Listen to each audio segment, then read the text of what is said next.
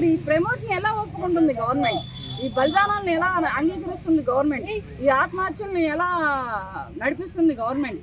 ఈ ఆత్మహత్యలు అంటే ఎవరి పిల్లలు చనిపోతున్నారులే, మా పిల్లలు కార్లే అనుకుంటుందా గవర్నమెంట్?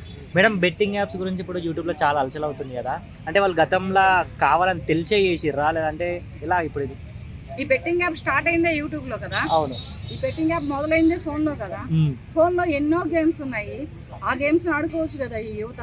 చిన్న చిన్న పిల్లలు పబ్జీ గేమ్స్ ఆడి పబ్జీ గేమ్స్ లో లీనమైపోయి ప్రాణాలు తీసుకుంటున్నారు. ఎంత ఇప్పుడు టీనేజ్ పిల్లలు వాటికి లోన్ అయిపోయి పబ్జీ గేమ్ లో ప్రాణాలు తీసుకుంటున్నారనే తల్లిదండ్రులు పబ్జీ గేమ్ లేపెట్టించేసారు.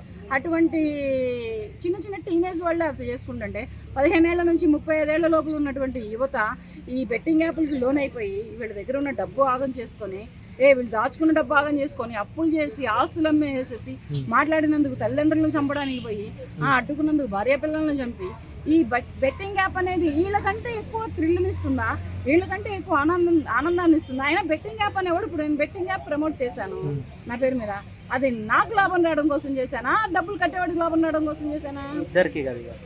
మీకు మెయిన్ ఎక్కువ వరకు లాభం వస్తుంది, ప్రమోట్ చేసిన వాళ్ళకి వస్తుంది కదా.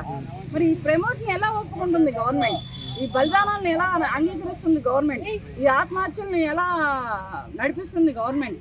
ఈ ఆత్మహత్యలు అంటే ఎవరి పిల్లలు చనిపోతున్నారులే, మా పిల్లలు కార్లే అనుకుంటుందా గవర్నమెంట్? గవర్నమెంట్ చొరవ చేసుకునిదే ఈ బెట్టింగ్ యాప్లనే కానీ, ఈ బెట్టింగ్ యాప్లు నడుపుతున్నటువంటి ప్రమోట్ చేస్తున్నటువంటి సెలబ్రిటీస్నే కానీ ప్రజలు ఎవరు పట్టుకోలేరు.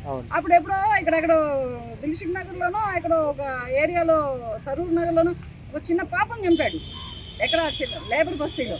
ఆ బస్తీలో పాప చనిపోతే వాడిని ప్రతి ఒక్కళ్ళు వెంటాడారు, ప్రతి ఒక్క కన్ను వాడిని వెంటాడింది, పట్టుకుంది. పట్టుకొని వాడు చావు చూసేంత వరకు ఎవరు వదిలిపెట్టలేదు, వాడు రైలు కింద పడి చనిపోయాడు.